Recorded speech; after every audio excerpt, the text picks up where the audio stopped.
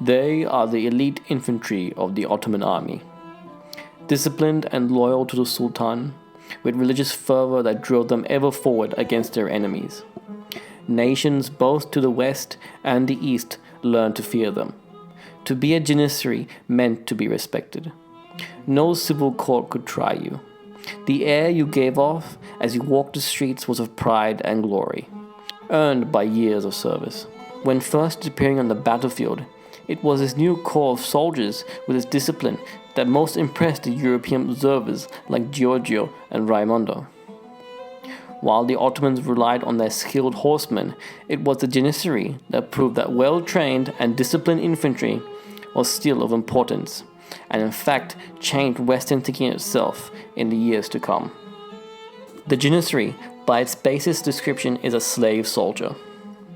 However, it would be silly to consider them as mere slaves. It was an honor to be a Kul or the Sultan, much more than to be a subject, and the Devshirme system was a way for many poor families to have their children move up in society. At the time, slavery was common. Egypt was led by dynasties of Mamluk slaves, while both Balkan kingdoms and the Byzantines made use of slaves in their armies. Hospital knights and Catalan mercs merely killed their enemies when they were captured. The Turks instead made effective use of their practice of not killing the POWs who are under the age of 20, instead making them effective statesmen, architects, and soldiers. When Western observers understood this principle, it made their hair stand on end. The boy tribute fulfilled the logic of an empire geared for war. Just as war booty financed the next assault, so did the borderlands could be made to furnish the men who, being raised to perfection in the capital, were turned out again and again to rule the empire and to expand its frontier states. Worse still, it cut clean across the hereditary principle which Western visitors held so dear. Again and again, the Ottomans proved that birth had nothing to do with it. The Turks care not whether these boys are the children of noblemen or of fishermen or shepherds. The Venetians saw that boy tribute worked, which was enough for them to admire it, Morosini confessing that their major officials are all good-looking and impressive, though their manners are uncouth. Just as terrifying was the nonsense that the system made of supposed Christian superiority. The apostasy was seldom forced. Western visitors liked to suppose that the crosses they saw tattooed on the hands or foreheads of Balkan boys were there to render them unfit for the selection. But many other motives, including crescent, came down with the habit itself from the days of the old religion. The Janissaries liked to be tattooed with the symbols of their regiment, on the leg and on the shoulder. Evidence that the tribute was resisted is patchy, though the tribute gatherer gave plenty of warning of its coming, and the Balkans offered countless avenues of escape. The tribute was collected implacably, but not blindly or with malice. The Turks left widows with their boys, and did not trouble families with a single son. As the convoy wound its way across the Muslim Bosnia, it had to be heavily guarded to prevent parents from subsidizing their own offspring. For their own part, they avoided boys who already spoke Turkish, or had learned a trade, or had lived in the city. They refused orphans too, who were too wily and had learned too young to fend themselves. The early Ottoman tolerance before the invasion of the Middle East and the spreading of the stricter Orthodox Islam in Turkish society, coupled with the Ghazi culture, location, and nomadic paths, gave the Ottomans a unique pool to draw from. The Ottomans took much from their subjected lands, allowing much of the Byzantine and Slav elite who joined them and later convert to influence Ottoman ideas. Militarily, this varied the history, meant the Ottomans had to make use of the traditional cavalry from the east, mixed with the infantry focus from the Balkans, giving rise to both a need of a standing army and a cavalry division. The Devshirme system that we discussed in a previous video was a later development in the recruitment of the Janissary. Initially, starting off as a system of slave soldiers much akin to previous Islamic empires, they were founded by Murad I. According to the scholars of the early Ottoman period, such as Ashik Pashazadeh, Neshri, Kemal, and Orochin, say that the Janissaries were founded in 1361 after the conquest of Edirne. You see, the Ottoman power in its early days was a family affair, with sovereignty shared to a degree by brothers, uncles, cousins, even female relatives. And Murad I in 1361 founded the Janissaries, the Janissary or new troop. He extended his family in a remarkable way. Previous sultans followed the Islamic law of allowing leaders to take 1/5 of the booty. As his father and grandfather did so, Murad extended it to the captured peoples as well. This system, called the penchik, the collection of 1/5 of captives, was used to provide the initial stock of the sultan's new army. This of course caused anger with the existing soldiers who wanted to keep the slaves for themselves to sell.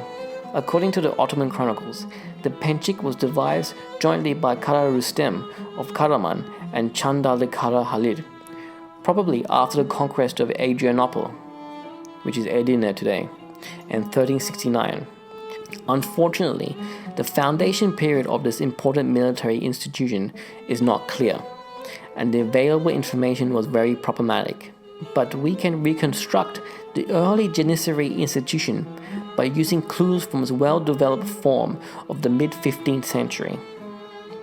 Only physically fit, sturdy, and young slaves were selected, and a special training center, the Ajami Uyar, was founded in Gallipoli in order to train them for at least 2 years according to the needs of the army. In addition to their military training, the slaves worked as naval arsenal workers and oarsmen. However, after less than a decade, the training system has been changed drastically. Instead of using the Ajami Orlans and exhausting maritime duties, they were sent to Turkish farmlands to work in the fields and to learn the Turkish language and culture and convert to Islam. After this initial training period, which lasted 4 to 8 years according to the availability of training slots, they were taken to the Ajami Uyar. It was a demanding training regime under heavy discipline and Spartan conditions. Trainees learned to fight as infantry by using different weapons, especially the composite bows, under challenging conditions, and to learn to obey absolutely the orders of their superiors. Loyalty to the Sultan was a key theme of the training. Constant evaluation and harsh discipline was instrumental in the selection of future elite soldiers of the Sultan. The Ajamis perform all the menial duties within the training center and additional duties as well, like firefighting, transporting state-owned goods, but no duties requiring artisanship. According to the regulations, any Ajami who somehow learned any craft was immediately dismissed from the center and might be assigned to auxiliary services. Under normal conditions, training would last 4 to 8 years, and when slots became available, the senior Ajamis would be assigned to their respective units, but only after the Kapia Chikma, literally the passing through the gate. But in less than 30 years after the foundation of the Janissary Corps, a totally new mode of recruitment evolved, the infamous child tribute system called the Devshirme, literally to collect, was introduced from the military perspective. The reasons for the early enlistment were obvious. Prisoners of war or slaves captured during the raids were already mature men who were not very responsive to the Ottoman military training. For example, the training of the main weapon of the army, the composite bow, either mounted or on foot, was very demanding and time-consuming as well. In addition to training, loyalty was also a key issue. Most of these forcefully recruited soldiers who already had undergone hard training and who had lived in prison-like conditions were unwilling to work for a foreign power, so a substantial percentage of them were ready to desert the army in any suitable opportunity. Field commanders had to take special measures, including assigning special units, in order to keep the number of deserters small. The Devshirme was a brutal but efficient solution to these problems. The Janissary's main role, with other Kapakula units, was initially to counterbalance the free soldiers of the empire, whether they were the Yaya or the Sipahi. Though the Ottoman Sipahis made use of nomadic cavalry tactics effective against European enemies, they continued to fail against real nomadic cavalry, such as against Timur, and the presence of the reinforcing Janissary infantry was.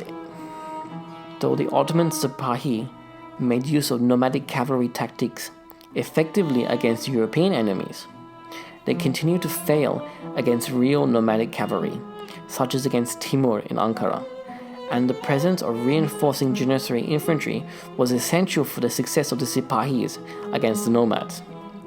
This is understandable because as conventional light cavalry, they had inherent weaknesses when operating without infantry, and additionally, as always, they were reluctant to fight against the Turkomans. Consequently, the Janissaries provided the required defensive means and firepower, while at the same time kept the Sipahis under close scrutiny. And an obvious outcome of facing enemies mainly based on nomadic cavalry was to keep the traditional cavalry corps intact. This was a difficult and conscientious decision for the Ottoman government.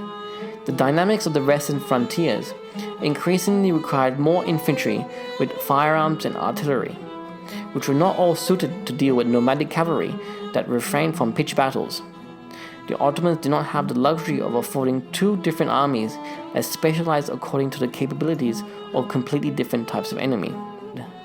For the Ottomans to have both a standing infantry, the Janissary, along with its provincial Sipahi cavalry.